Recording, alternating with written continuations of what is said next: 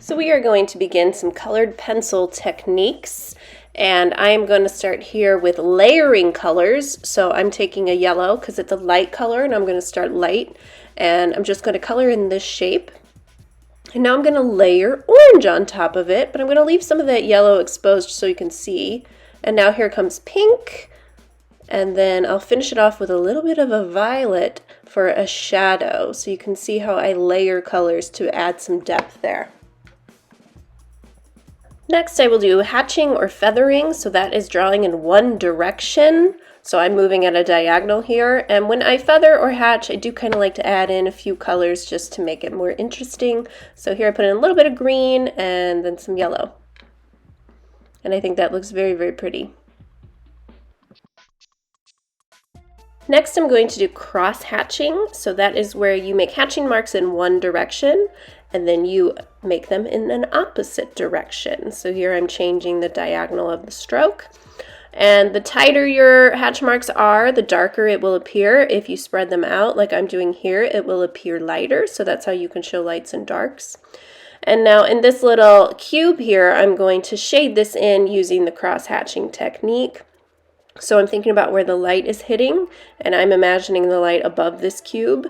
And so this section, this plane of the cube, I'm going to make the darkest. So I'm filling this in as much as I can with the hatch marks. And then this side I'm going to try to make like a medium value. So I'm spreading those cross hatching marks out a little bit. And then the top, I'm spreading them out even more and lightening my pressure so it appears the lightest. Moving on to scumbling. Scumbling is super fun. You're going to move in a circular direction with your pencil. So it's kind of like scribbling in a way. But if you do an entire piece with scumbling, it can look very, very interesting. Again, I like to layer colors because I see things well with color. So I like to layer my colors into my scribble marks. And then the fun thing that you can do is actually like hold a few pencils in your hand all at once and go to town and just start swirling them around, and you get sort of the same effect, and you'll see that right here.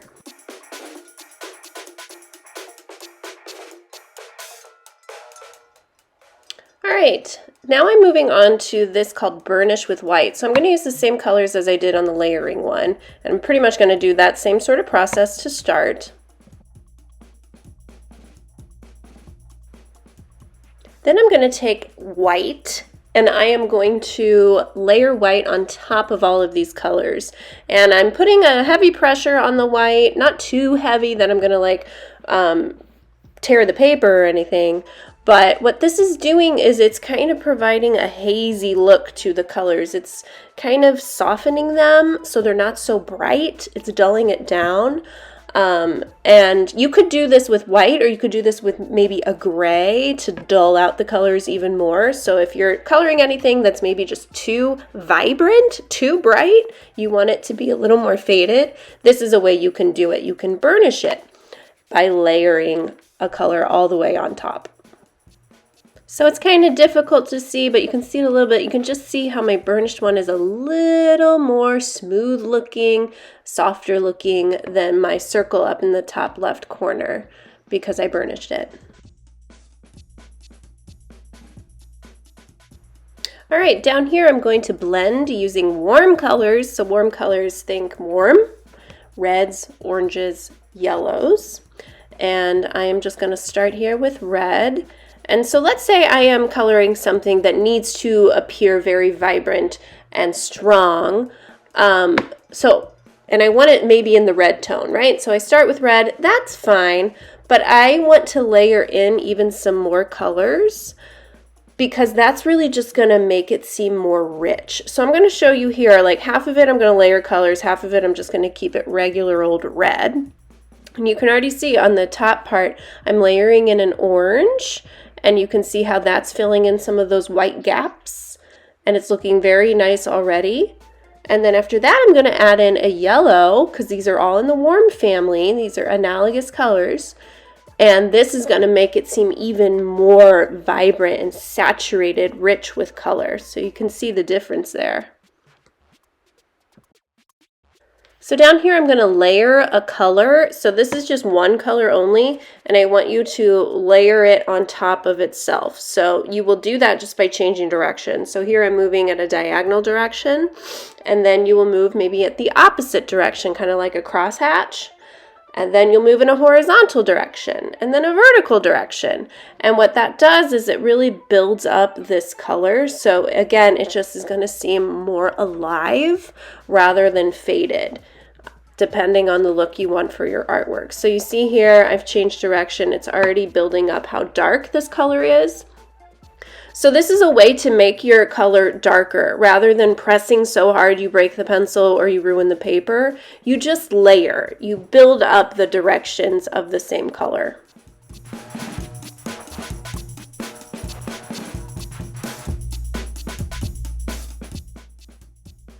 So this one's getting a little cropped off. I apologize for that, but this is I'm layering on top. So I'm kind of creating a base color here with a colored pencil. And then I will draw a design on top of this base color, and it just adds a different kind of effect. Rather than your background color staying plain old white, you get a nice color shining through the object you're going to draw.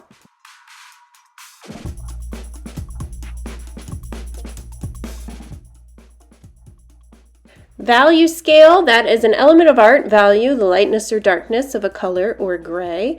And so value scales are very easy. We're just going to migrate from dark to light. You want it to transition simply and easily so we don't see where one thing changes to another. So you start heavier pressure, layering your colors because you want it dark, and then you'll just ease up the pressure to make it lighter. And then I want you to show value here by shading in this sphere. You want to determine where your light source is. Mine's coming from the top right, so I'm showing the shadow that is occurring where it's not receiving the light. So I'm pressing harder, and then I will ease up the pressure, press lighter, so that way you're applying that value scale into a form, and you can tell how using value makes things look three-dimensional. All right, now I'm going to move up here to undertone with marker. So I'm actually drawing a shape in here that I can show you how it would work in an actual type of artwork. So I'm going to make a donut. And I'm just going to start coloring in this donut with markers, just regular markers, color it in flat. Next, I will take my colored pencils and I will start adding on top of this drawing here with the markers. So I'm thinking about how to show form. I want to show darks and lights, so I'm thinking about like where would shadows maybe occur, where would highlights maybe occur. And so on this browner part of the donut, I'm choosing a brown colored pencil, and I'm just creating a little bit of depth. And I'm taking white and I'm trying to add like a highlight of where the donut is curving at the top, where it's receiving more light. Now white can be a little tricky on marker, it doesn't show up super bright, but it does add a little bit of an effect. This is also going to look different depending on what type of paper you use. I'm using just computer paper for this example. If I had a nicer tooth of a paper, I'm sure this would be showing up a little more vibrant for me. But now I'm taking some pink and I'm going to add a little bit of shadow where, again, the donut is curving down, so it's not receiving so much of the light. And you'll just kind of see me work this until I'm happy with it.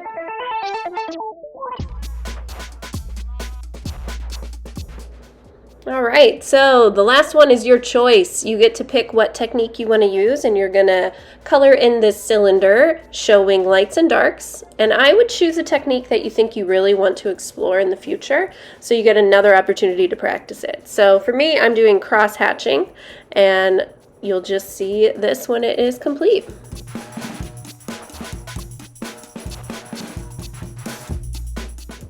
Okay, so here are your colored pencil skill builders.